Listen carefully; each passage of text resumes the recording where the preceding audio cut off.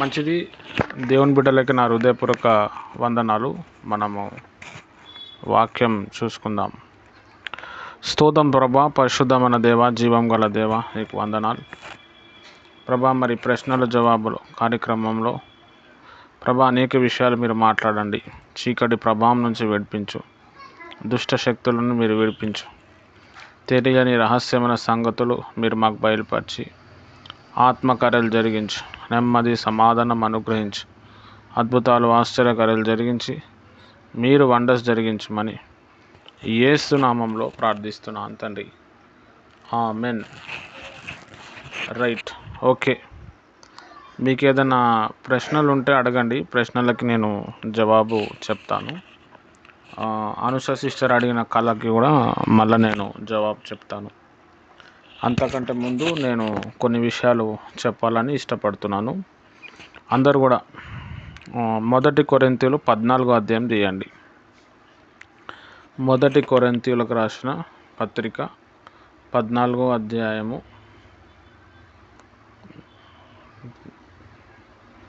1 కొరింథీయులకు రాసిన పత్రిక 14వ అధ్యాయం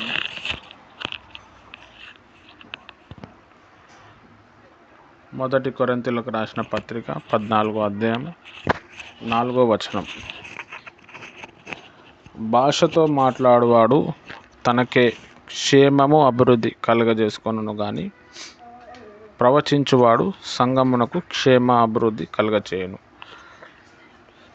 చాలు, మంచిది.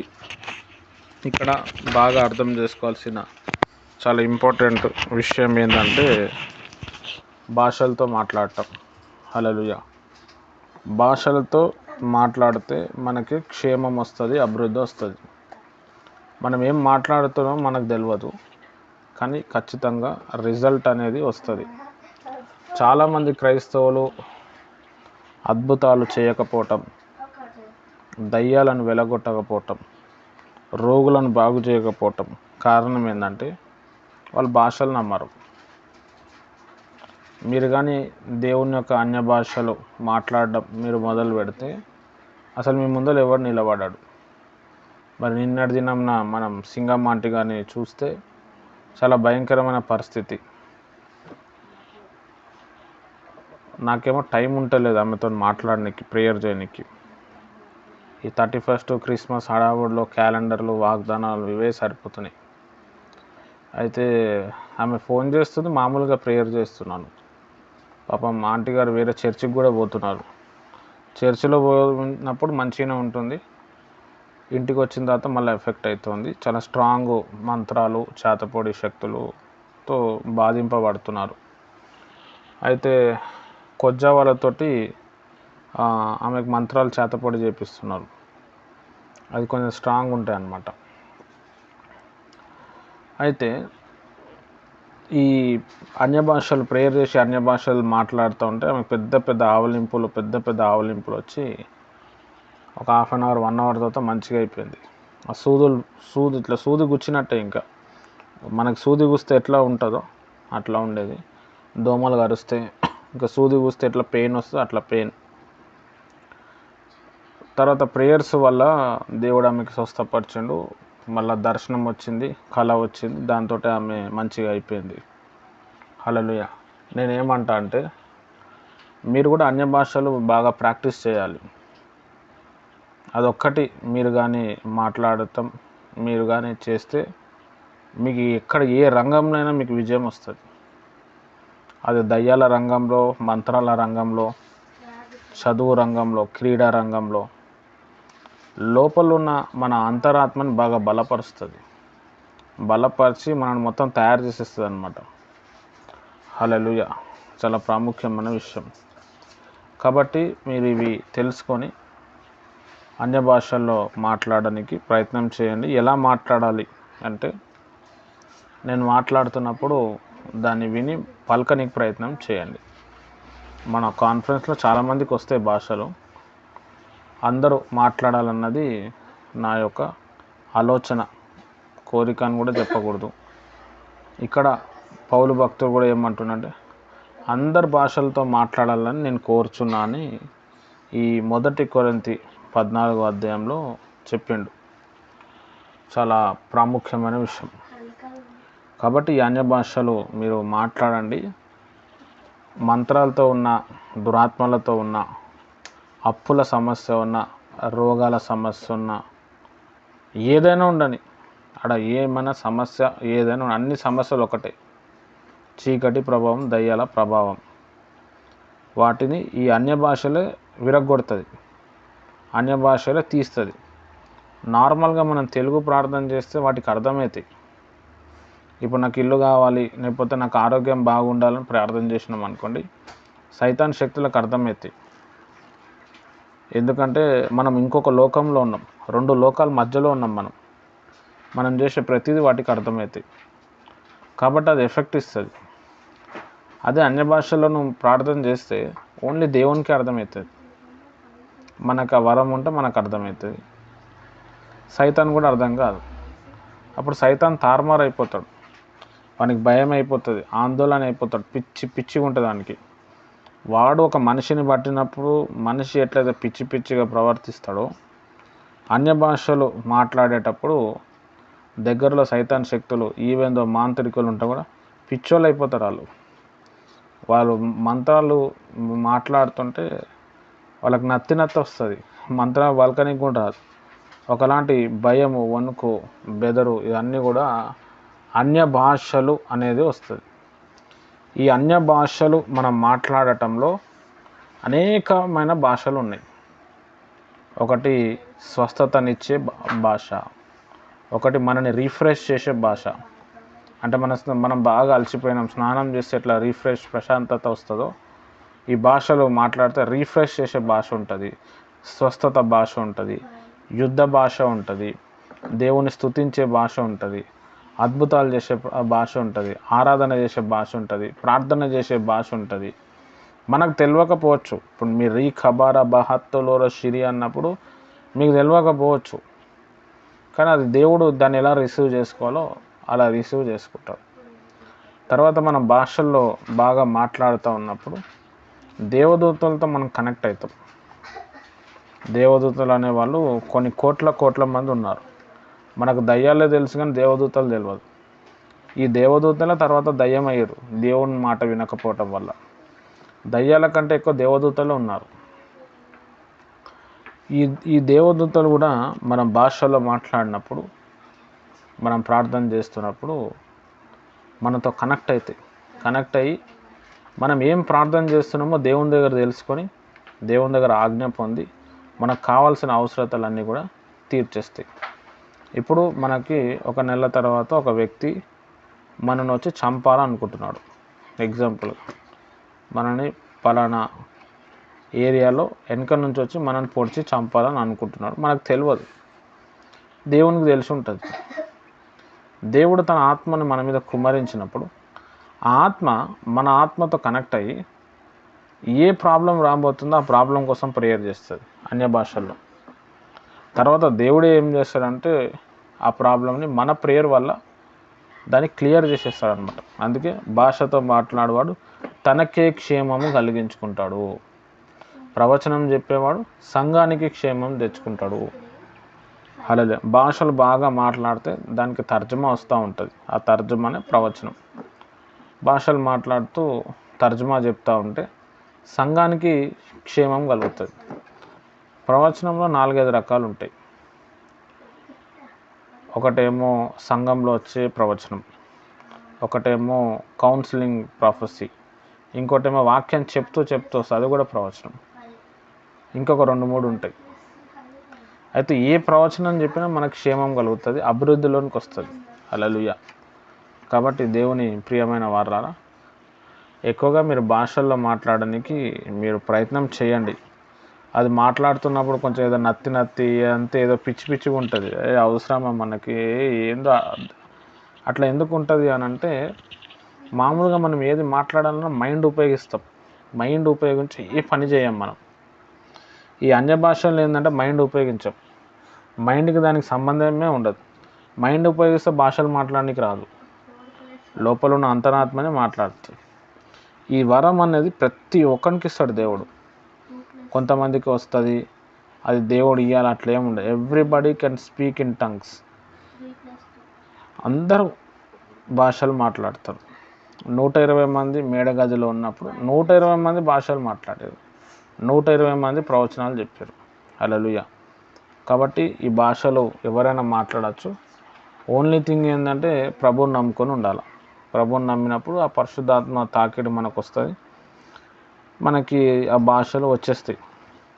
అది వచ్చిన తర్వాత చాలా రిలీఫ్, చాలా చేంజెస్ వస్తాయి మనకి. దేవుని మీద బాగా ప్రేమ, దేవుని మీద ఆప్యాయత, తర్వాత మనకు కావాల్సిన విషయాలన్నీ కూడా మన ఆత్మలో సమకూర్చబడుతుంది. దేవుని దగ్గర నుంచి డైరెక్షన్ ఇది మన ఆత్మలో వస్తుంది. దేవుని దగ్గర నుంచి నడిపింపు మన ఆత్మలో వస్తుంది. మన ఆత్మ మన శరీరాన్ని నడిపిస్తుంది అన్నమాట. అప్పుడు మనం సైతాన్ ఒక కార్యాలను జయించగలుగుతాం, శరీరాన్ని జయించగలుగుతాం, లోకాన్ని జయించగలుగుతాం. కాబట్టి దేవుని ప్రియమైన వారులారా, భాషల మీద మీరు ఫోకస్ చేయండి. భాషలో వరం ఉంటుంది, దాన్ని ప్రాక్టీస్ చేయండి, మాట్లాడడానికి ప్రయత్నం చేయండి. అది మాట్లాడుతుంటే వస్తుంది. ఇంకా మనం కొన్ని రోజుల తర్వాత ఓన్లీ అన్య భాషల మీదనే ఉంటుంది ఫోకస్. ఓన్లీ భాషలు ప్రేయర్ చేయంటే ఓన్లీ రీఖబార షకర బహంతల రబ రబ రిబ, నీది ఎంతవరకు అయితే అంతవరకు కొన్ని భాషలే మాట్లాడాలి. ఎందుకు అని అంటే మనం ప్రార్థన నార్మల్ ప్రేయర్ చేస్తున్నప్పుడు తెలిసిన దానికోసమే ప్రేయర్ చేస్తాం, తెలియని దానికోసం మనం ప్రేయర్ చేయం, మనకు అది తెలియదు. అన్య భాషల్లో మనకు తెలియపరచబడుతుంది దేనికోసం ప్రేయర్ చేయాలా, తర్వాత మనం ఏం మెసేజ్ చెప్పాలా, ఏం వాక్యం చెప్పాలా,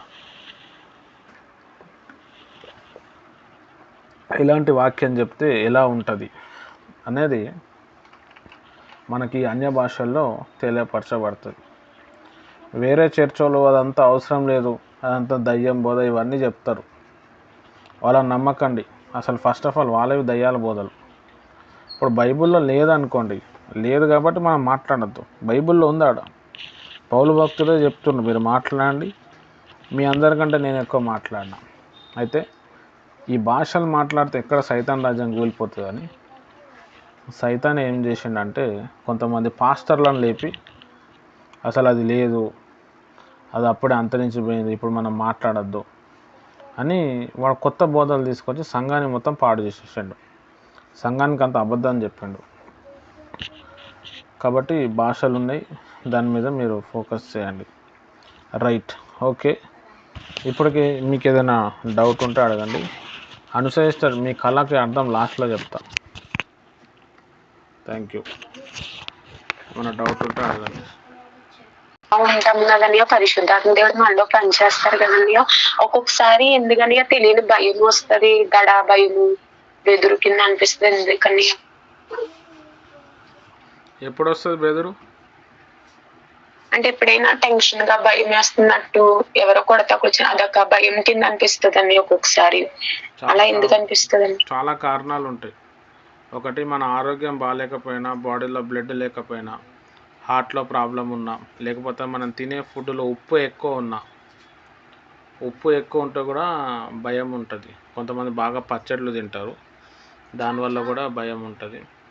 సైతాన్ శక్తి ఆవరించినప్పుడు కూడా భయం ఉంటుంది. అట్లా ఏదైనా అనిపించినప్పుడు ప్రేయర్ చేయాలా, భాషలు మాట్లాడాలి, ఆ భయము బెదురు అంతా కూడా వెళ్ళిపోతుంది. తర్వాత మనం తినే ఫుడ్ను కూడా చూసుకోవాలి.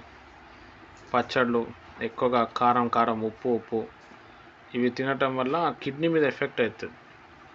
కిడ్నీ మంచిగా ఉంటే ఫుల్ ధైర్యం. కిడ్నీలో ప్రాబ్లం వచ్చింది అని అంటే భయం, ఆ నేచర్ అనమాట. ఒక వ్యక్తికి భయం అవుతుందంటే కిడ్నీలో ఏదైనా ప్రాబ్లం ఉందని అర్థం. కిడ్నీలో ట్రీట్మెంట్ చేస్తే ఆ భయము తగ్గిపోతుంది. మన దగ్గర ఆమె ప్రియాంక సిస్టర్ వస్తుండే, పొద్దున్న నుంచి సాయంత్రం వరకు ఆమె భయపడుతుండే. వాళ్ళ ఆయన ₹1,00,000 ఖర్చు పెట్టిండు, బాగాలే. డాక్టర్లకి అర్థం కాక ఆమెకు స్లీపింగ్ ట్యాబ్లెట్స్ ఇచ్చారు. ఫస్ట్ టైం వెళ్ళి ప్రేయర్ చేసినాము. ప్రేయర్ చేసిన తర్వాత ఆకుపంచర్ చేసిన నేను. ఆమె పల్స్ చూస్తే అర్థమైంది ఆమెకి ఏది లోపం ఉంది. వాళ్ళు సాల్ట్ బాగా తింటారు, ఆ సాల్ట్ కొంచెం తగ్గించమని చెప్పాను. కిడ్నీలో ట్రీట్మెంట్ చేసినాను, కథ మంచిగా అయిపోయింది. ఆమె ఒక్క నీడిల్కే సెట్ అయిపోయింది. ఒక 2-3 నీళ్ళకి మొత్తం మిగిలిపోయింది. ఇప్పుడు నార్మల్ అయిపోయింది, ఆమె జాబ్ చేసుకుంటుంది. అట్లా చాలా రకాలు ఉంటాయి. చీకటి ప్రభావం కూడా ఉంటుంది. మనం తినే తిండిలో కూడా డిస్టర్బెన్స్, టేస్ట్ సరిగా లేకపోతే కూడా అవుతుంది. ఒంట్లో రక్తం లేకపోతే కూడా ఉంటుంది. ఓకే, మంచి డౌట్ అడిగారు సిస్టర్, థ్యాంక్ యూ.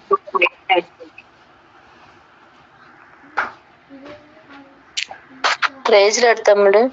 అంటే ఇప్పుడు చీకటి నాలో ఉన్నది పోయింది అన్నాను కదా తమ్ముడు. ఇప్పుడు ఈ కాల్లో కలిసి నుంచి ఎప్పుడు రావడం లేదు. మరి ఈ రోజు తెల్లవారి 3 గంటలకు లేచి ప్రార్థన చేసినప్పుడు నిద్రపోతున్నప్పుడు పక్కన మా ఆయనలాగా వచ్చి ప్రార్థన చేస్తాంటానా.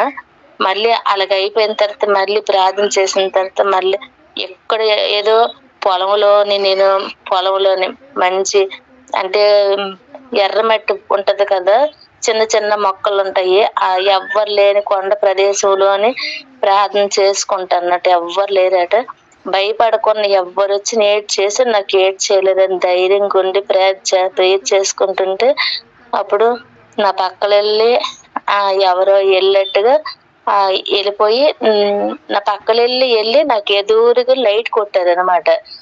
లైట్ కొట్టేసి ఇదేంటి లైట్ అప్పుడు ప్రార్థనలో ఉన్నాను కదా, ఆ ప్రార్థన బంగుడు చేయడానికి కదా వచ్చింది అనుకొని గమనించుకొని ఇలాగ ఇంకా ప్రేయర్ ఆపేస్తాను అనే మనసులో ఆపేస్తాను అనేసరికి ఆ వెలుతురు లేదు.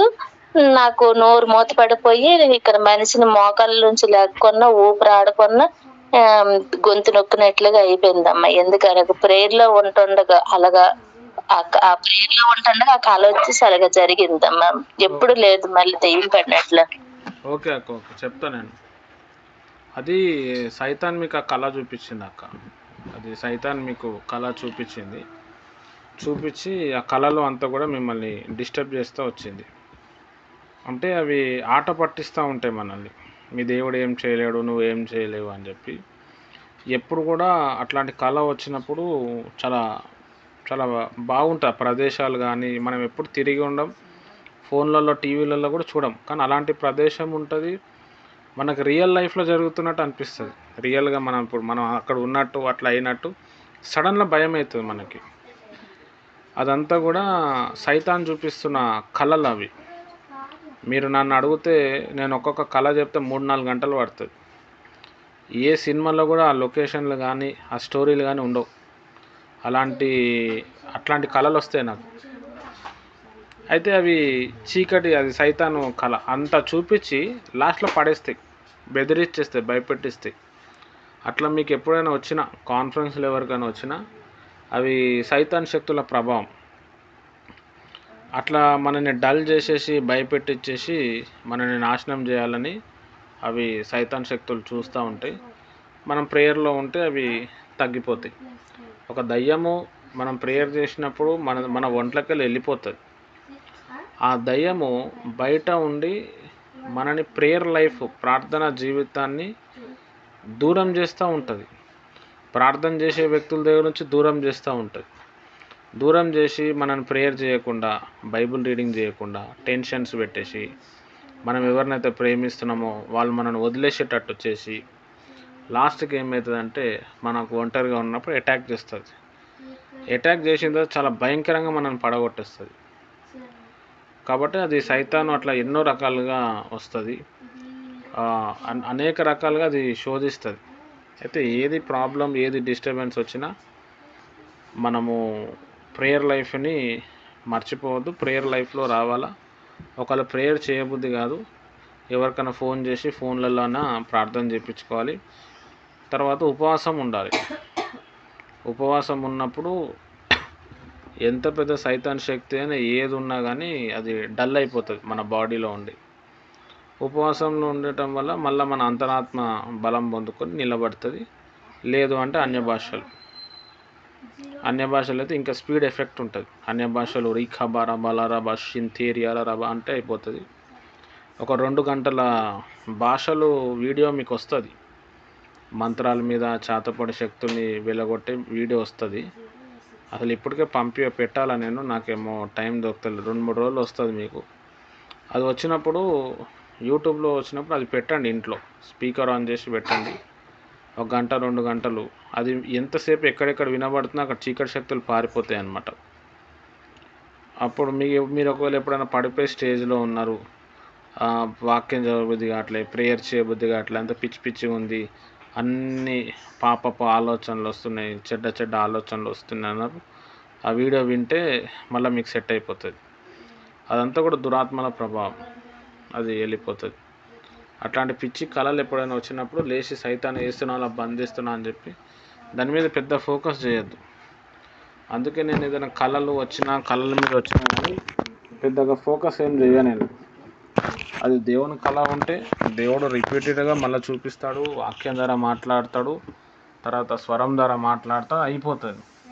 సైతాన్ కళ అంటే వాడు ఒకటే అనేక రకాలుగా వస్తాడు. ఇప్పుడు నేనున్నాను, నేనేదో బూతులు తిడుతున్నట్టు, నేనేదో తప్పు చేస్తున్నట్టు కూడా కళ చూపిస్తాడు. చూపించి ఇక నువ్వు వెళ్తున్న దైవజనుడు ఇట్లున్నాడు అని చెప్తాడు. అట్లా ఎన్నో ఉంటాయి మనని ఎగతాళి చేయటానికి, మనని పడగొట్టడానికి అనేక రకాలుగా సైతాను పనిచేస్తాడు. దాని గురించి పట్టించుకోవద్దు, అది వెళ్ళిపోతుంది. ఓకే అమ్మ, థ్యాంక్ యూ, మంచి డౌట్ అడిగారు. అంటే ఏంటని అపోస్తులు సంఘము, అపోస్తులు బోధ చేసేవారు, సంఘాన్ని ఏ విధంగా నడిపించాలని, అసలు అపోస్తుల బోధలోని స్పెషల్ అవి ఏంటని, ప్రత్యేకతలు ఏంటని? అపోస్తుల బోధ అంటే సిస్టర్ అపోస్తుల కార్యం మీదనే నిలబడుతుంది. అపోస్తుల కార్యం 2:38 యేసుక్రీస్తు నామం బాప్తిజము, పరిశుద్ధాత్మ నింపుదల, శిష్యులను తయారు చేయాలి, తర్వాత స్వస్థతలు, భాషలు, అద్భుతాలు. ఎగ్జాంపుల్ మనకు చెప్పచ్చు, అపోస్తుల బోధ, అపోస్తుల సంఘం. ఇంటింట రొట్టె విరుచుట. వేరే సంఘాల్లో ఏం చేస్తారంటే నెలకొకసారి రొట్టె విరుస్తారు, 3 నెలలకు ఒకసారి విరుస్తారు. అపోస్తుల బోధలో ఇంటింట రొట్టె విరిచిరు, ఎడతెగక ప్రార్థన, ప్రేమించటం, శిష్యులను తయారు చేయటం, సేవకులను తయారు చేయటం, సంఘాన్ని బలపరచడం, సేవకులను పంపించటం, ఇదంతా కూడా అపోస్తుల బోధ. అపోస్తుల బోధలో తర్వాత చేతులేసి ప్రార్థన చేయటం, ప్రవచనాలు చెప్పటం, దర్శనాలు చెప్పటం, తర్వాత దేవుని ఒక స్వరం వినిపించేటట్టు చేయటం, ఇదంతా కూడా అపోస్తుల బోధ కిందికి వస్తుంది. వేరే సంఘాల్లో కూడా ఇవి చేస్తారు. వాళ్ళ లాస్ట్ ఏడు ఉంటుందంటే యేసునామం బాప్తిజం ఇయ్యరు, తండ్రి కుమార పరిశుద్ధాత్మ నామం ఇస్తారు. అపోస్తుల బోధ అయితే అపోస్తులు అందరూ కూడా యేసునామం బాప్తిజం ఇచ్చారు. మాది కూడా అపోస్తుల బోధ అని అంటారు చాలామంది. ఇప్పుడు పెంతెకోస్టల్స్ అన్ని అపోస్తుల బోధనే అంటారు. అపోస్తుల బోధలో మెయిన్ ఏంటంటే యెహోవాయే యేసని నమ్ముతారు. వేరే బోధలో ఏంటంటే ముగ్గురు దేవుళ్ళు ఉన్నారని నమ్ముతారు, తండ్రి కుమార పరిశుద్ధాత్మ అని చెప్పి నమ్ముతారు. అపోస్తుల బోధలో ఒక్కడే దేవుడు, ఆయననే యేసు ప్రభు, ఆయననే యెహోవా, ఆయననే పరిశుద్ధాత్మ, ఆయననే యేసుగా భూమి మీదకి వచ్చిండు. యేసు నామంలో బాప్తిజం పొందితేనే మీరు పరలోక రాజ్యానికి పోతారు, లేకపోతే పోరు. ఈ నామంలోనే రక్షణ ఉన్నది, ఏ నామంలో రక్షణ లేదు అని అపోస్తుల కార్యం 4:12 వచనం చెప్పినట్టు బైబిల్లో యేసుక్రీస్తునామం బాప్తిజమే ఇచ్చినట్టు ఉంది. ఈయన తండ్రి కుమార పరిశుద్ధాత్మ బాప్తిజం ఇచ్చినట్టు లేదు, తీసుకున్నట్టు కూడా లేదు. తర్వాత క్యాథలిక్స్ వాళ్ళు దాన్ని చేంజ్ చేసేసారు.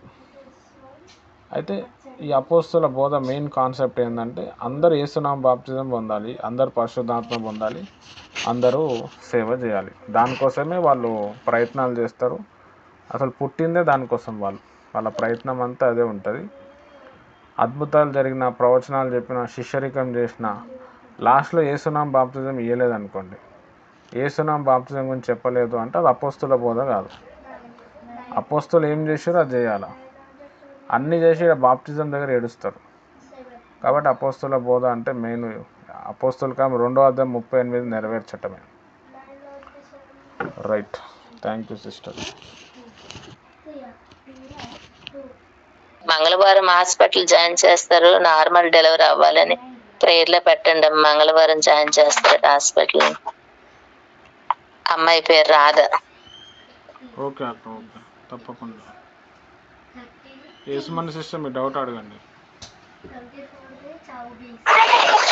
Praise lord sir. అది నా డౌట్ ఏంటంటే, ఇప్పుడు దేవుని బిడ్డలు కదా, ఇప్పుడు చర్చికి వెళ్తారు కదా, ఇప్పుడు వాళ్ళు వాకిలి కడిగి ముగ్గు వేయొచ్చా? ముగ్గు వేయొచ్చు అని కొంతమంది అంటున్నారు. ఏం కాదు ముగ్గుకి అని అంటున్నారు. అది వేయొచ్చా లేదా?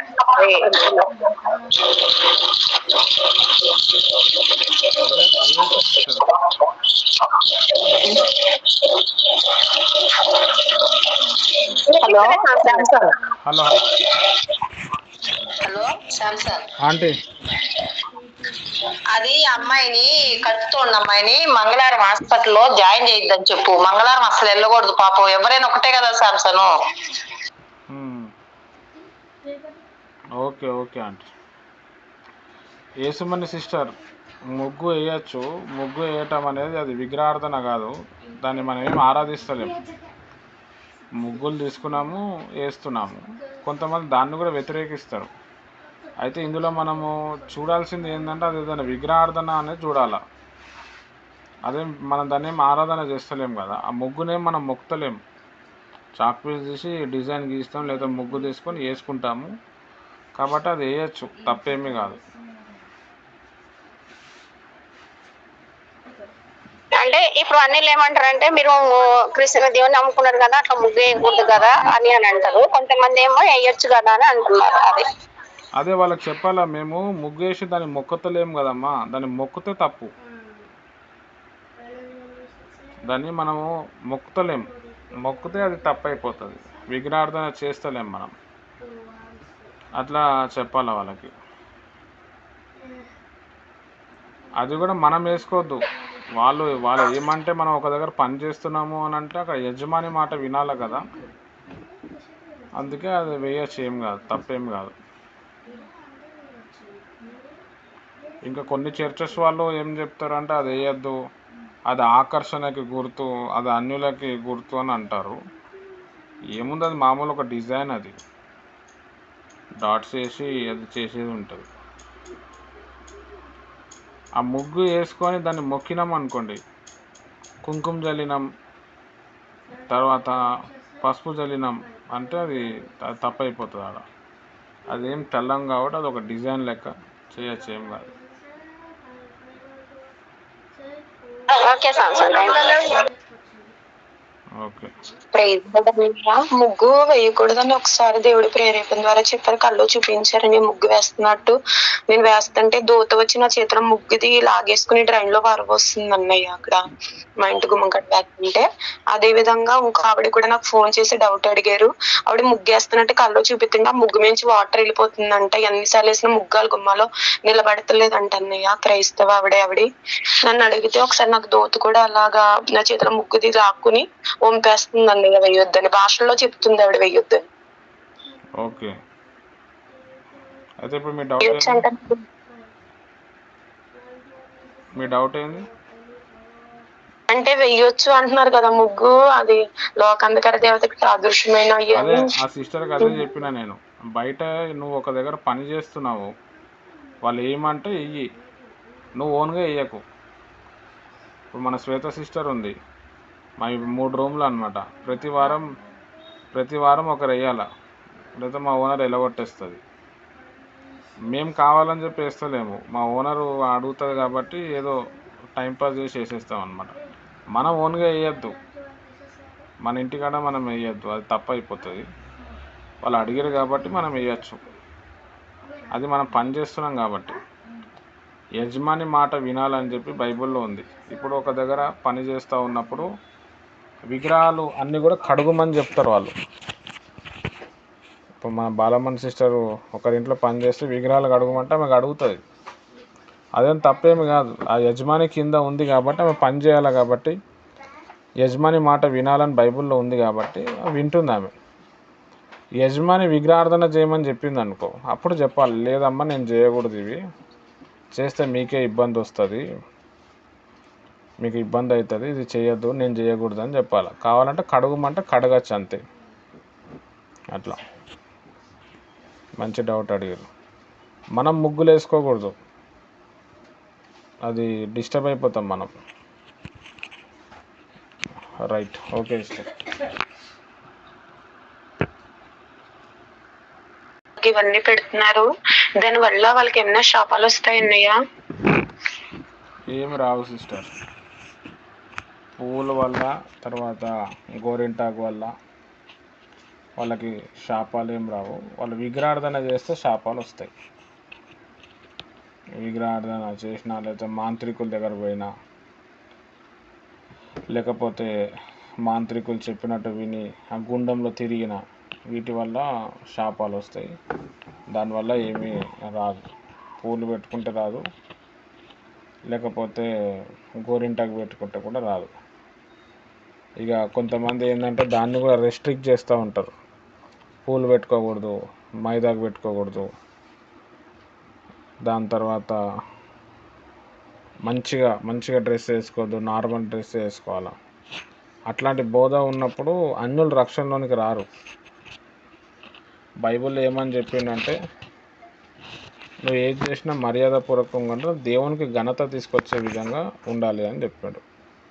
పూలు పెట్టుకున్నాము, దేవునికి ఘనత వస్తలేదు, దాన్ని బట్టి అది పెట్టుకోకుండా నడిచిపోతుంది. కాటిక మాత్రం పెట్టుకోకూడదు, అది అన్య ఆచారం. అది ఎందుకంటే బైబిల్లో ప్రకటన గ్రంథంలో కూడా ఉంది, కాటిక గురించి ఉంది. ఆ కాటిక మాత్రము పెట్టుకోదు. హిందూ దేవతలు ఆ కాటిక పెట్టుకుంటారు. కాటిక పెట్టుకుంటే సైతాన్ ఆవరిస్తుంది. మన దగ్గర గంగవరం అరుణ సిస్టర్ ఉన్నారు. ఆ సిస్టరు కాటిక పెట్టుకుంటే సైతాన్ ఆవరిస్తుంది ఆమెకి. ఒక 2-3 సార్లు సైతాన్ బయటకు వచ్చినప్పుడు అడిగిన, నేను ప్రేయర్ చేసి, కాటిక పెట్టుకున్నావా అంటే పెట్టుకున్నా అన్నది. చెప్పిన, ఆ కాటిక పెట్టకండి, సైతాన్ ఆవరిస్తుంది. కాబట్టి ఆ కాటిక మనం పెట్టకూడదు. సైతాన్ అట్రాక్ట్ చేస్తూ ఉంటుంది. అంటే కొన్ని పద్ధతులు ఉంటాయన్నమాట సైతాన్ని అట్రాక్ట్ చేసేటివి. అందులో ఇదొకటి, కాటిక పెట్టుకోవటం. కాబట్టి గోరింటాకు పెట్టుకోవచ్చు. పాతకాలంలో గోరింటాకు ఎందుకు పెట్టుకుంటుండంటే బాడీలో ఉన్న వేడిని అది కంట్రోల్ చేస్తుంది అనమాట. అదొక మెడిసిన్. రాను అదేమైపోయిందంటే డిజైన్ లెక్క చేసేసారు. దానిలో చాలా డిజైన్లు తీసుకొచ్చి పెండికి అది వేసుకుంటూ వచ్చారు. పెండి చేసుకునేటప్పుడు గోరింటాకు పెట్టుకునేటోళ్ళు. అంటే మ్యారేజెస్లో చాలామంది వస్తారు, చాలామంది చేతులు కలుపుతూ ఉంటారు. నీకు పెళ్లి కొడుకు కావచ్చు, పెళ్లి కూతురు కావచ్చు, ఎవరికి ఎలాంటి హెల్త్ ఇష్యూస్ రాకూడదు, ఏ బ్యాక్టీరియా పాకకూడదు అని చెప్పి గోరింటాకు పెట్టేటోళ్ళు. అదేం విగ్రహార్థన కాదు, కాబట్టి అది నడిచిపోతుంది. పువ్వులు అని అంటే మంచి స్మెల్ రావాలి, అట్రాక్ట్ అవ్వాలని చెప్పి కూడా ఆ పువ్వులు పెడతా ఉంటారు. అది కూడా పెద్ద మిస్టేక్ ఏం కాదు. ఎన్నో మిస్టేక్లు ఉన్నాయి ఇంకా క్రైస్తవ జీవితంలో. కానీ మనోళ్ళు ఇట్లా ఈ చిన్న చిన్న విషయాలు కూడా ఖండిస్తారు. అట్లా ఖండియటం వల్ల ఏమవుతుందంటే చాలామంది హిందువులు వచ్చారు దేవుని దగ్గర రారు. మాకు యేసుప్రభు అంటే ఇష్టం కానీ అవన్నీ వదలాలంట, మా వల్ల కాదు అంటారు. అట్లా చాలామంది కూడా ప్రభువులు రాలేకపోతున్నారు. మీకు ఎవరైనా అడిగితే పెట్టుకోవచ్చు, ఏం కాదు. ఫస్ట్ ఓన్లీ ప్రేయర్ చేయాలా, మన మనసుని మార్చుకోవాలా అని చెప్పి వాళ్ళని ప్రార్థన వైపు నడిపించాలి. వన్స్ అలా ప్రార్థనలో నడిపిస్తూ ఉన్నప్పుడు దేవుని ఒక ఆత్మ వారి మీదకి వస్తూ ఉన్నప్పుడు వాళ్ళంతటా వాళ్ళకి అన్నీ తెలుసుకుంటారు. అప్పుడు ఈ ఫిజికల్ వరల్డ్ గురించి పెద్దగా ఆలోచించరు. ఆత్మీయంగా బలపడాలి, ఎక్కువగా ప్రేయర్లో ఉండాలి, కొంతమందిని రక్షించాలి, ప్రేమించాలి, ఆదరించాలి, ధైర్యపరచాలనే తత్వం అనేది ప్రతి మనిషిలో డెవలప్మెంట్ అవుతుంది. ఇవన్నీ చేయకుండా మొట్టమొదటే నువ్వు అది మానేయాలా, ఇది మానేయాలా, అవి చేయొద్దు, ఇవి చేయొద్దు అంటే అసలు నువ్వే వద్దని చెప్పి పక్కకు జరిపిస్తారు. అట్లా వెళ్ళిపోతూ ఉంటావు. రెండో విషయము ఏంది అని అంటే, సబ్జెక్ట్ వచ్చింది కాబట్టి చెప్పాల్సి వస్తున్నది. మనం ఎక్కడైనా ప్రేయర్కి వెళ్ళినప్పుడు అక్రమ సంబంధం మెయింటైన్ చేసేటోళ్ళు ఉంటారు. భర్త ఉండగానే వేరే భర్తతో వెళ్ళటం, అక్కడి నుంచి డబ్బులు తెచ్చుకోవటం, భార్య ఉండగానే వేరే భార్య దగ్గర వెళ్ళటం ఉంటారు.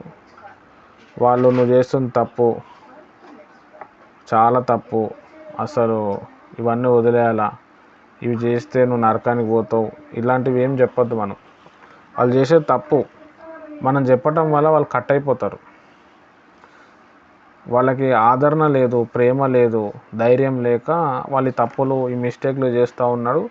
సైతాను వాళ్ళని ఈ విధంగా అందులో ఒక ట్రాప్లో దించేసిండు.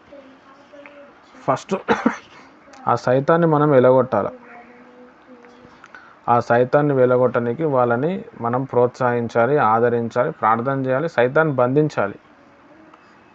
కొన్ని రోజుల తర్వాత వాళ్ళకి వాక్యం అర్థమైన తర్వాత, అయ్యో నేను తప్పు చేస్తున్నా కదా, ఈ తప్పు వల్ల నేను నరకానికి పోతాను కదా, నేను పరలోక రాజ్యం పోవాలి కదా అని వాళ్ళంతటా వాళ్ళే మారు మనసు పొంది ప్రభువులు వచ్చేస్తారు.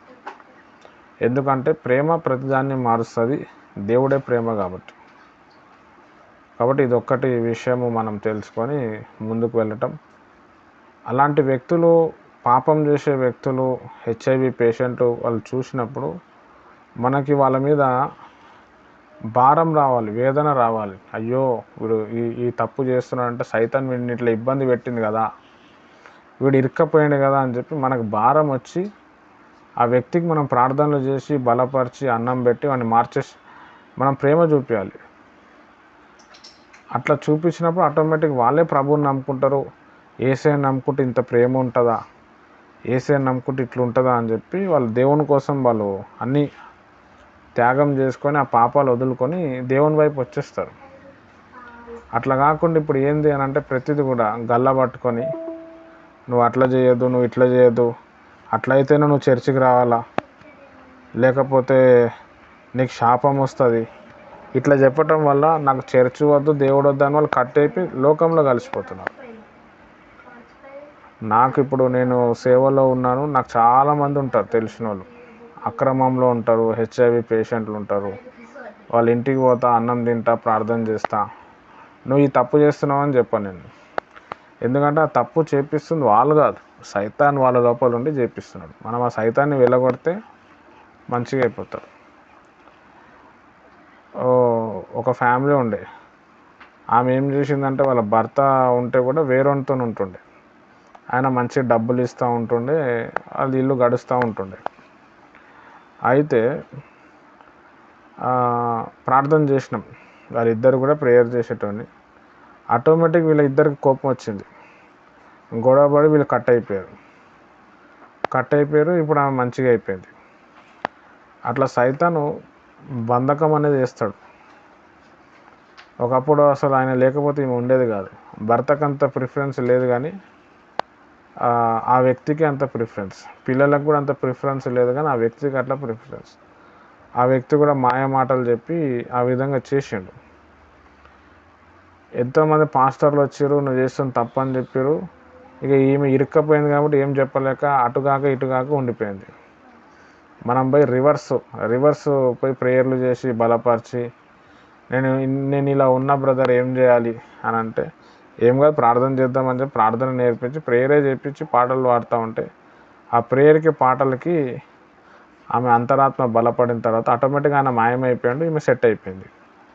గొడవలు అయినాయి, మళ్ళీ వచ్చి వాళ్ళు నాకే చెప్తారు, మాకు గొడవలు అయిపోయినాయి, అట్లా అయిపోయింది, ఆయన నా కోసం ఇందుకే వచ్చిండంట, ఇట్లా చేసిండు, నా గురించి ఏమో చాలా బ్యాడ్గా మాట్లాడిండు, నేను ఏదో అనుకున్నా, నేను మంచి భర్తను పెట్టుకొని ఆయన దగ్గరికి పోయినా, ఇప్పుడు మారిపోయారు, వాళ్ళు మంచిగా ఉన్నారు. వాళ్ళ భర్త చాలాసార్లు వచ్చి నాకు చెప్పేటోడు, ఈయన ఇట్లా చేస్తుంది, అట్లా చేస్తుంది బ్రదర్, మనం ఏం చేద్దామా అంటే ప్రార్థన చేద్దామా అని చెప్పి ఆమెలో ఉన్న సైతాన్ని వెళ్ళగొడితే ఆమె సెట్ అయిపోయింది. అట్లా మీకు కూడా సమాజంలో చాలామంది దొరుకుతారు, వాళ్ళనే మనం మార్చాలా, వాళ్ళనే మనం ప్రేమించాలా. యేసు ప్రభు కూడా అదే చేసిండు. పాపం చేసే వ్యక్తిని తీసుకొని వస్తే ఎవరైనా కొట్టండి అంటే ఎవడు కొట్టలే, నేను కూడా కొట్టామా, నువ్వు వదిలే అని చెప్తే యేసు ప్రభు చూపించిన ప్రేమను బట్టి ఆమె మారిపోయింది. కాబట్టి మనకి ప్రేమ ఉండాలా, త్యాగం ఉండాలా, ఓర్పు ఉండాలా. ఎవ్వరికి కూడా నువ్వు అలాంటి దానివి, నువ్వు ఇలాంటి దానివి, నువ్వు అలాంటి వాడివి అని మనం చెప్పొద్దు. మనకు అంత హక్కు లేదు. ఎవడిచ్చింది మనకు హక్కు? ఇన్స్టెడ్ ఆఫ్ దట్ మనము వారిని ప్రేమించవచ్చు, ప్రేయర్ చేయొచ్చు. సైతాన్ వాళ్ళ లోపల ఉందని తెలుసుకొని దాన్ని బంధించి దానికోసం ప్రేయర్ చేసి వాక్యం గురించి చెప్తా ఉంటే, ఎక్కువగా ప్రేయర్ గురించి చెప్తా ఉంటే వాళ్ళు మారిపోతారు. ప్రేయరే ఒక వ్యక్తిని మారుస్తుంది, ప్రేయరే ఒక వ్యక్తిని దైవజనం చేస్తుంది. ఎంతోమంది భయంకరమైన పాపులు మంచి దైవజనులుగా మారిపోయారు, మంచి సేవ చేస్తున్నారు. ఎంతోమంది పాపంలో ఉన్న స్త్రీలు ఇప్పుడు సేవ చేస్తున్నారు. అదంతా కూడా కేవలం ప్రార్థన, దేవుడిచ్చిన ప్రేమ. అయితే బయట సమాజంలో ఏం జరుగుతుందంటే చాలామంది వాక్యాలు చెప్తున్నారు, ఏమేమో చెప్తున్నారు, కానీ విశ్వాసులకి కావాల్సిన నీడ్ ఇస్తలేరు. ఆ స్టేజ్ మీదనే వాక్యం చెప్తున్నారు, స్టేజ్ కింద ఏముండదు. దీనివల్ల కూడా ఏమవుతుందంటే విశ్వాసులు పెద్దగా బలపడతారు, వాళ్ళకి ఏం తెలియదు పాపం. కాబట్టి తాగుబోతులైనా, వ్యభిచారులన్నా, దొంగతనం చేసే వాళ్ళన్నా, మిత్తిలకు పైసలు తినేటోడైనా, నరహత్యలు చేసినైనా మనకు అనవసరం, మనం ప్రేమించాలి. ఒరిస్సాలో గ్లాడియస్ స్టెయిన్ అని చెప్పి ఒక ఆమె ఉంటుంది, వాళ్ళది ఆస్ట్రేలియా. ఒరిస్సాలో ఒకడు లెటర్ రాసిండు, సారు మా ప్రాంతంలో కుష్టి వ్యాధులతో చాలామంది చనిపోతున్నారు అంటే. ఈయన ఆస్ట్రేలియాలో డాక్టర్ అనమాట. ఈయనకి ఒక పెద్ద కూతురు, 2 కొడుకులు ఉండే. ఈయన ఏం చేసిండంటే అందరిని వదిలి ఫ్యామిలీని తీసుకొని ఒరిస్సాలో వచ్చి ఈయన సేవ చేస్తూ ఉన్నాడు. చాలా మైళ్ళు సైకిల్ తొక్కి ట్రీట్మెంట్ చేసి, నా లెక్క మందులు ఇచ్చి ప్రేయర్ చేసి అట్లా చేస్తుంటే వాళ్ళు బాగా ప్రభుని నమ్ముకోవటం మొదలుపెట్టారు. ఒరిస్సాలో ఎక్కువగా హిందూస్ ఉంటారు, వేరే మతాన్ని పెద్దగా నమ్మరు. కొంతమంది మత ఉన్మాదులు ఏం చేశారంటే వీడు ఎక్కడి నుంచో వచ్చి ఏదో యేసు ప్రభు గురించి చెప్పి అందరినీ మార్చేస్తుండు, మా గుళ్ళలో ఎవరు వస్తలేరు అని చెప్పి. దారా సింగ్ అని చెప్పి ఒక పెద్ద రౌడీ షీటర్ ఉండే, ఆయనకేం సబ్జెక్ట్ తెలియదు. ఈయనని చంపేస్తే మేము మీకు ఇన్ని పైసలు ఇస్తాము అని అంటే, వాళ్ళు ఎక్కడికో ప్రేయర్కి వెళ్ళేసి వస్తుండే అయ్యగారు. వాళ్ళది జీప్ ఏదో స్ట్రక్ అయిపోయింది. 2 అబ్బాయిలు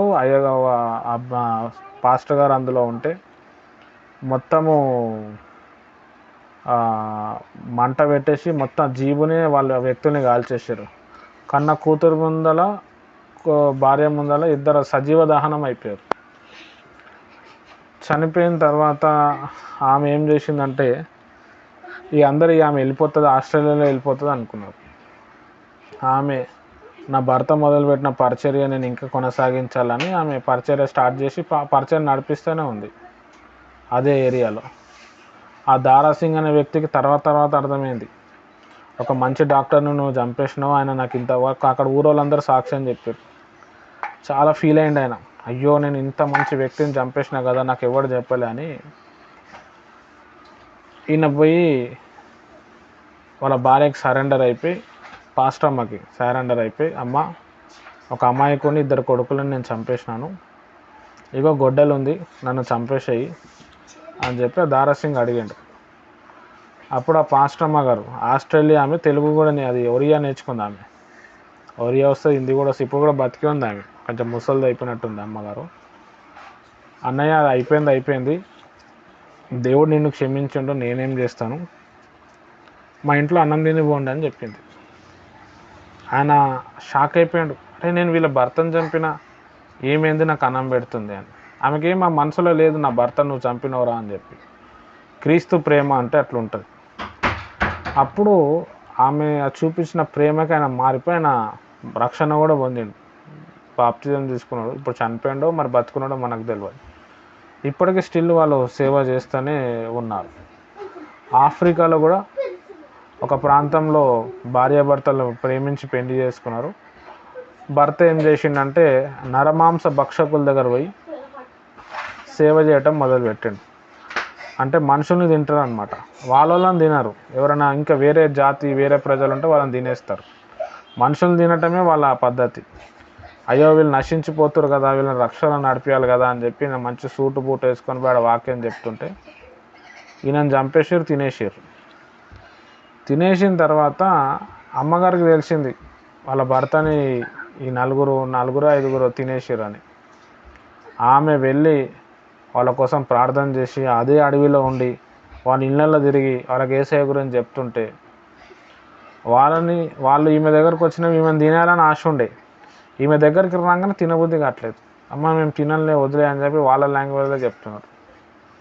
వాళ్ళకి ఎవరికో బాగాలేకపోతే ఈమె ప్రార్థనలు చేసి కన్నీటి ప్రార్థన చేసి ఆయింట్మెంట్ రుచి మొత్తానికి బాగు చేసింది. అట్లా కొన్ని రోజుల తర్వాత ఏమైపోయిందంటే వాళ్ళందరూ మారిపోయారు.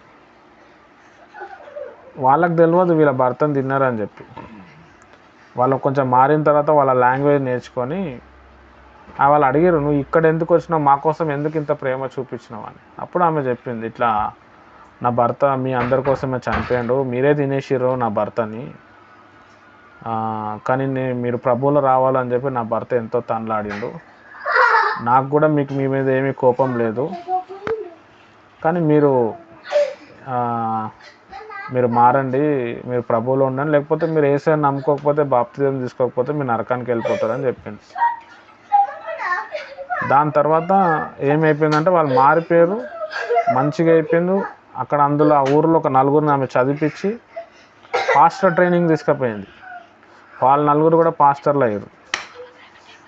ఒక పెద్ద కాన్ఫరెన్స్ ప్రేయర్లో ఈ పాస్టర్ అమ్మ గారు ఒక 4 వ్యక్తులు వచ్చారు, సూట్ వేసుకొని ఉన్నారు.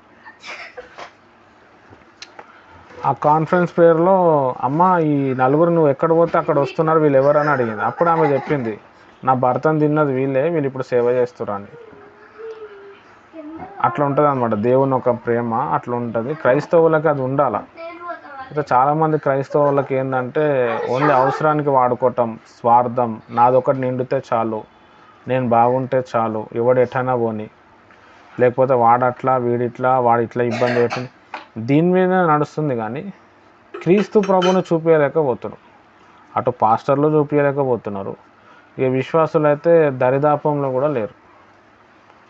అది ఒక మంచి దేవుని బిడ్డ యొక్క సాక్ష్యం కాదు. కాబట్టి ఎవరిని మనము ఏలెత్తి చూపించద్దు. చాలా ఇబ్బంది పెడతారు, బాధ పెడతారు. సైతాన్ వాళ్ళ లోపల నుండి మనకి ఇబ్బంది పెడుతుంది. వాళ్ళని క్షమించాలా, ప్రార్థన చేయాలా. ఏమైనా ఉంటే దేవుడు వాళ్ళకి తీర్పు తీర్చుకుంటాడు. మనం మాత్రం ప్రభు ప్రేమ చూపించాలి. సేవ జరగాలి అంటే మన లోపల ప్రేమ ఉండాలా, త్యాగం ఉండాలా, తర్వాత ప్రార్థన జీవితం ఉండాలి. ఇవి ఉన్నప్పుడే అవతల వ్యక్తి రక్షణలోనికి వస్తాడు. ఒక వ్యక్తిని మార్చటం పెద్ద విషయమేం, పెద్ద కష్టమేం కాదు. ప్రేమ చూపించాలా, ఆదరించాలా, ప్రార్థన చేయాలా, అంతే. యేసయ్య వచ్చి అదే చేసిండు. ఆయన దేవుడై ఉండి, ఆయన పరిశుద్ధుడై ఉండి ఎవరిని కూడా ఎక్కడ కూడా మనం హోల్ బైబుల్ మనం చదివితే, 4 సువార్తలు కూడా చదివితే, ఎవరిని నువ్వు పాపం చేసినావు, నువ్వు అట్లా అయిపోతావు, నువ్వు ఇట్లా అయిపోతావు అని చెప్పలేడు ఆయన. నా పిల్లలారా అని చాలా చిన్న మనసుతో, చాలా లౌకికంగా ఆయన మాట్లాడటం, ప్రేమ కలిగి మాట్లాడటం, ఆ ప్రేమ తత్వమే మార్చేసేది.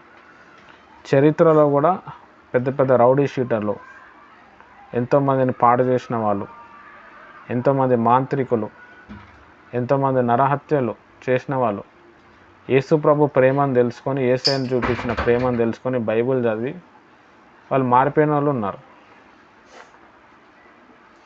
దానికి కారణం ఏంటంటే దేవుడే ప్రేమ కాబట్టి మన జీవితంలో కూడా అదే ఉండాలి. ఇప్పుడు మన కాన్ఫరెన్స్లో నాకు ఎంతోమంది ఇబ్బంది పెడతారు, అసలు ఏం మాట్లాడుతుందో కూడా వాళ్ళకి తెలియదు. ఎవరికి కూడా నేను ఏం చెప్పాను, వేస్ట్ చెప్పి, వాళ్ళకి తెలియదు. సైతాన్ వాళ్ళని శోధిస్తుంది. ఓన్లీ ప్రేమిస్తాం, ప్రార్థన చేస్తాం, అంతే. తర్వాత ఒకరోజు దేవుడు వాళ్ళతో మాట్లాడతాడు, మాట్లాడి కనెక్షన్ ఇస్తాడు. హల్లెలూయా. కాబట్టి ఇది మనము తెలుసుకోవాల్సిన విషయం. ఎవరిని కూడా తిట్టకండి, ఎవరిని బాధ పెట్టకండి. పాపం వాళ్ళకి బలహీనత ఉందని తెలుసుకొని వాటి కోసం ప్రేయర్ చేయండి. అవసరత కోసం కాదు. వాడు డబ్బులు ఇచ్చినా ఇవ్వకపోయినా, మనని పిలిచినా పిలవకపోయినా, మనని పొగిడినా పొగడకపోయినా, దేవుణ్ణి తిట్టుకున్నా తన్నుకున్నా, మనందరికీ ఏమైనా చేయండి, సమాధాన పడండి, ప్రేమించండి, అంతే. ఖచ్చితంగా దేవుడు వాళ్ళని పట్టుకుంటాడు. ఇది చేయకుండా నువ్వు ఎన్ని అద్భుతాలైనా చెయ్యి, ఎన్ని ప్రవచనాలైనా చెప్పి, ఎంత అన్య భాషలైనా మాట్లాడు, అది వర్కౌట్ కాదు. ప్రేమ ప్రధాన్ని మారుస్తుంది. ప్రేమ కలిగి మనము ఉండాలి, ప్రేమిద్దాం. ఆల్రెడీ మనందరు కూడా సగం జీవితం అయిపోయింది. ఒక్కొక్క రోజు గడుస్తూ ఉంటే మన మరణానికి మన దగ్గర అవుతున్నాం. నాది నేను అనేది కాకుండా మనము అందరూ బాగుండాలి, అందరికి నేను సాయం చేయాలి, అందరినీ డెవలప్ చేయాలి. ఈ సంకల్పం అనేది ఆత్మ సంకల్పం అన్నమాట. శరీర సంకల్పం వేరే ఉంటుంది, ఆత్మ సంకల్పము వేరే ఉంటుంది. కాబట్టి ఆత్మ విషయమైన వారు ధన్యులు, పరలోక రాజ్యం వారిదే.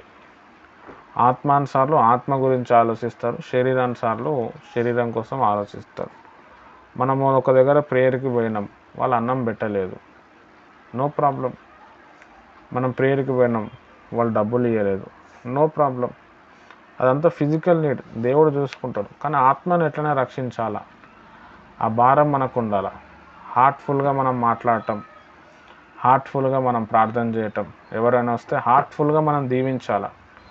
ఏదైనా ప్రశ్నలు అడిగినా, ఏదైనా అడిగినా హృదయంలోకి వెళ్ళి చెప్పాలా మనం. అమ్మో నేను చెప్పేస్తే అంతే, నాకు సీక్రెట్లు చెప్తే వీడు నాకంటే పెద్దగా అయిపోతాడేమో, నా సంఘాన్ని తీసుకుపోతాడేమో అని అంటే అది ఒక దేవుని బిడ్డ లక్షణం కాదు. అది మనం ఎప్పుడు చచ్చిపోతామో మనకే తెలియదు. మనం ఒక మంచి విషయం చెప్పినాము, మనం చచ్చిపోతే ఆ విషయాన్ని పట్టుకొని ఆయన ముందుకు వస్తాడు. ఆఫ్రికా ప్రాంతంలో ఇద్దరు భార్యాభర్తలు సేవ చేస్తూ ఉంటే ఆ ఊరోళ్ళంతా కూడా వెలేసిరు వాళ్ళని. వాళ్ళు ఊరి బయట ఉండి ఒక ఇల్లు కట్టుకొని, చిన్న గుడిసె కట్టుకొని ఆ గుడిసెలోనే ఉండేటోళ్ళు భార్యాభర్త. మంచి చదువుకున్నారు వాళ్ళు, అమెరికన్స్. అయితే భర్త అక్కడే పొలం, ఒక చిన్న ల్యాండ్ ఉంటే ఆ ల్యాండ్లో పొలం వేసుకొని అందులో వచ్చిందే తినుకుంటూ ప్రార్థన చేసేటాడు. ఆ ఊరికి తిరిగేసి వచ్చేటాడు ఊరి బయట. వాళ్ళ గురించి విని ఒక గొర్రెల కాపరి వ్యక్తి వాళ్ళ దగ్గరకు వచ్చేటోడు. ఆ గొర్రెల కాపరికి వ్యక్తికి వీళ్ళు వాక్యం చెప్పేటోళ్ళు, ప్రార్థన చేసేటోళ్ళు, వచ్చినప్పుడు అన్నం పెట్టేటోళ్ళు. అట్లా అట్లా ఆ పాస్టర్ గారికి ఒక అమ్మాయి పుట్టింది. అమ్మాయి పుట్టంగానే వాళ్ళ భార్య చనిపోయింది. ఈయన తర్వాత అబ్బాయి ఆ వచ్చిన గొర్రెల కాపరి కొంచెం వాక్యం చెప్పి బాప్తిజం ఇచ్చిండు. ఆ అమ్మాయి 6 నెలలు 8 నెలలు పెరిగిన తర్వాత అక్కడ అమ్మాయికి హెల్త్ బాగా ఉండకపోవటం, ఆ అమ్మాయిని ఎవరు చూసుకోకపోవటం వల్ల ఈ పాస్టర్ గారు ఏం చేసిండంటే ఆ అమ్మాయిని తీసుకొని వెళ్ళిపోయాడు. ఆ గొర్రెల కాపరిని కూడా వదిలేసిండు. అప్పటికే ఆయన కొంచెం వాక్యం చెప్పి ప్రేయర్ ఎలా చేయాలా, బైబిల్ ఎట్లా చదవాలా కొంచెం చెప్పారు. ఆయన 5వ తరగతి ఏమో చదువుకుండు అప్పటి దినాల్లో. తర్వాత పాస్టర్ గారు ఆ అమ్మాయికి 2 సంవత్సరాలు 3 సంవత్సరాలు వస్తే ఆ అమ్మాయి కూడా ఆ పాస్టర్ గారు కూడా చనిపోయాడు. ఇప్పుడు ఆ అమ్మాయికి తండ్రి చనిపోయాడు, తల్లి కూడా చనిపోయింది, ఎవరు లేరు. ఆ అమ్మాయి కూడా పెద్దగా అయిపోయింది, ఒక 20, 25, 30 ఏళ్ళు వచ్చేసింది. ఆమె ఒక వ్యక్తిని ప్రేమించింది. ఇక పెళ్లి చేసుకునే మూమెంట్ ఉండే ఆఫ్రికా ప్రాంతానికి పోదామని చెప్పి ఆమె అనుకుంది. వాళ్ళు ఆఫ్రికా ప్రాంతానికి వచ్చారు. ఆఫ్రికా ప్రాంతానికి వెళ్ళకముందు ఒక న్యూస్ ఆర్టికల్ చూసింది ఆమె. ఆ న్యూస్ ఆర్టికల్లో ఒక సమాధి ఉంది. ఆ సమాధి మీద ఒక వ్యక్తి నిలబడ్డాడు సమాధి దగ్గర. ఈయన గొర్రెలు కాసుకునే వ్యక్తి, పలానా ఊరు, ఈయన 8 మంది సేవకులను తయారు చేసిండు అని చెప్పిండు ఆర్టికల్. అది ఫ్రాన్స్ లాంగ్వేజ్లో ఉంది, ఇంగ్లీష్ లాంగ్వేజ్లో లేదు. ఈమె వేరే ప్రాంతానికి పోయి ఈ అమ్మాయి ఆ ఫోటో చూసి, ఈ ఫోటో ఎక్కడో చూసిన, సమాధి ఫోటో ఎక్కడో ఉంది అని చెప్పి, ఇది ఎక్కడ, ఏ ప్రాంతం అని వాళ్ళ ఫ్రెండ్ ఎవరికో ఫ్రాన్స్ లాంగ్వేజ్ వస్తే వాళ్ళతో మాట్లాడితే ఫలానా అని చెప్తే వాళ్ళకి అర్థమైపోయింది వాళ్ళ అమ్మ సమాధి అని చెప్పి. ఆ గొర్రెల కాపరిని కలవనికి మళ్ళీ ఆమె ఆఫ్రికాకు పోయింది. ఆమెకి వాళ్ళ అమ్మ వాళ్ళు వాక్యం చెప్పి ఇవన్నీ తెలియదు. ఆ గొర్రెల కాపరి పాస్టర్ అయిందనే సంగతి కూడా తెలియదు. అక్కడ పోయిన తర్వాత ఏదో ఒక సందర్భంలో ఆ కాపరి ఆ పాస్టర్ గారు కలవటం, చాలా విషయాలు చెప్పినప్పుడు అప్పుడు ఏమైపోయిందంటే, అరే మా అమ్మ నాన్న చేసిన పరిచర్య సక్సెస్ అయ్యింది ఏమో అనుకున్నా అని చెప్పి వాళ్ళు మారిపోయారు అనమాట. ఇక్కడ ఆ గొర్రెల కాపరి 800 మంది 800 పాస్టర్లను తయారు చేయడానికి కారణం ఆ అమ్మ వాళ్ళ అమ్మ నాన్న వాళ్ళకి తెలిసిందంతా కూడా చెప్పారు. ఆయన కోసం కూడా భారం కలిగి ప్రేయర్ చేశారు. అట్లా మనం ఏది మనసులోకి వెళ్ళి చేసినా అది డెవలప్మెంట్ ఇస్తుంది. మనమే డెవలప్మెంట్ అవ్వాలనేది కాదు, అందరు డెవలప్మెంట్ అవ్వాలి. అందరు డెవలప్మెంట్ అయితేనే మనం డెవలప్మెంట్ అయినట్టు, అందరు సక్సెస్ అయితేనే మనం సక్సెస్ అయినట్టు. అందుకే పౌలు భక్తుడు ఏమంటాడంటే, నేను మీ దగ్గర ఏమీ దాచుకోలేదు, నాకు తెలిసినదంతా కూడా మీకు చెప్పేసిన అన్నాడు. ఆయన చెప్పటం వల్ల ఆ మాసిదోనియా ప్రాంతంలో ఉన్న ప్రజలకు బైబిల్ ట్రైనింగ్ ఇచ్చి మార్చటం వల్ల పౌలు భక్తుడు చనిపోయాడు. ఆ మాసిదోనియా ప్రజలే బయటికి వచ్చి ఇప్పుడు కనిపిస్తున్న ఇంగ్లీష్ కంట్రీస్ ఏమైతే ఉన్నాయో వాళ్ళందరినీ మార్చింది ఎవరు అంటే ఈ మాసిదోనియా ప్రజలు. ఈ మాసిదోనియ ప్రజల్ని రక్షించి బాప్తిజం అనుభవంలో నడిపించి వాక్యం అనుభవంలో నడిపేనికి పౌలు భక్తుడు చాలా కష్టపడ్డాడు. అందుకే పౌలు భక్తుడు ఏమంటుడంటే, ప్రభువునందు మీ ప్రయాసం వ్యర్థం కాదంటాడు. మనం ఇక్కడ దేవుని రాజ్యం కట్టనీకి వచ్చాము. దేవుడు మనల్ని రక్షించిండు. మనం కొంతమంది ఆత్మని రక్షించాలా, మనకు తెలిసింది మనం చెప్పాలా. ఎవరైనా ప్రార్థన కోరినారు అని అంటే మనం హ్యాపీగా మనం ప్రేయర్ చేయాలి. ఎవరికైనా డబ్బులు అవసరం ఉంది, హ్యాపీగా డబ్బులు అవసరత మన వల్ల ఎంత అవుతుందో అంతనే చేయాలి. డబ్బులు అడిగిండు కదా అని చెప్పి మనము వాళ్ళ మధ్యలో పోయి మనము ఆ డబ్బులు తెచ్చి వాళ్ళకి ఇవ్వద్దు. చాలా సైతాన్ శోధన వస్తుంది. వాళ్ళకి ఇవ్వాలని ఉంటుంది, సైతాన్ వాళ్ళని ఆటంకపరిచేస్తుంది. అది మళ్ళీ మన మీద పడుతుంది, డిస్టర్బ్ అయిపోతాం. మన వల్ల అయింది 500 1000 రూపాయలు అయితే అంతవరకే సాయం చేయాలా. ఒకవేళ ఎక్కువ అడిగితే కూడా నా దగ్గర లేవు బ్రదర్, నేను ప్రేయర్ చేస్తా అని చెప్పాలి. దేవుడు మనంది కాకపోయినా ఇంకొక దగ్గర సాయం చేసుకుంటారు, అది ఏమన్నా అవుతుంది. అట్లా కాకుండా మనం మధ్యలో పోయి అయ్యో వాళ్ళు ఏమనుకుంటారేమో, నేను కాకపోతే ఇంకా వాళ్ళకి ఎవరు సాయం చేస్తారో మనం మధ్యలో పోయినామనుకో మనకు చుట్టుకుంటుంది. అది మన వల్ల అయింది, మనం సాయం చేద్దాం. మన వల్ల కాలే వదిలేయాలా, ప్రేయర్ చేయాలి అంతే. ప్రేమ చూపించాలా, ప్రేయర్ చేయాలా. కొన్ని రోజుల తర్వాత వాళ్ళే ప్రభువులో వస్తారు. రైట్, ఓకే సిస్టర్, మీరు అడిగిన క్వశ్చన్లకి చాలా ఆన్సర్స్ ఇచ్చాను. ఇంకేదైనా డౌట్ ఉంటే అడగండి. మనం ప్రేయర్ చేసుకుందాం. ఇంకేదైనా డౌట్ ఉంటే అడగండి.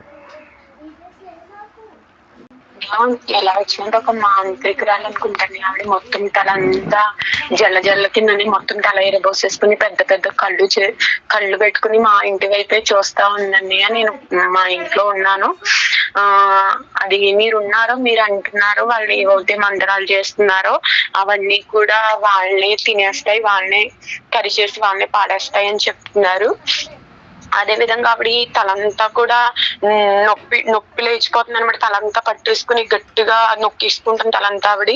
ఆ తర్వాత ఏం చేసింది, నేను అలాగనే చూస్తూనే ఉన్నాను ఆవిడ వంక. ఆవిడ ముడి వేసేసుకుని మళ్ళీ జిట్టు అంతా కూడా ఆవిడ అలా వెనక తిరిగి అలా వెళ్ళిపోయిందండి. ఇంకా మళ్ళీ కనిపించలేదు, అటు నుంచి వెళ్ళిపోయింది. ఓకే సిస్టర్, దాని అర్థం ఏంటంటే మీరు చేసే భక్తి సాధన వల్ల మీ ఏరియాలో ఉన్న చీకటి శక్తులు, గ్రామ దేవతలు, ఆ చీకటి శక్తులు ఏవైతే ఉన్నాయో వాటికి ఇబ్బందులు పడుతున్నాయి. అది దేవుడు మీకు క్లియర్గా చూపిస్తున్నాడు.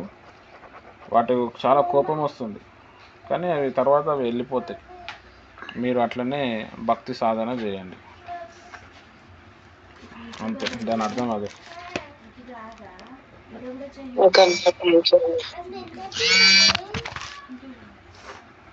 ఓకే, ఇంకెవరికి ఏదైనా డౌట్ ఉంటే అడగండి, లేకపోతే ప్రేయర్ క్లోజ్ చేసుకుందాం.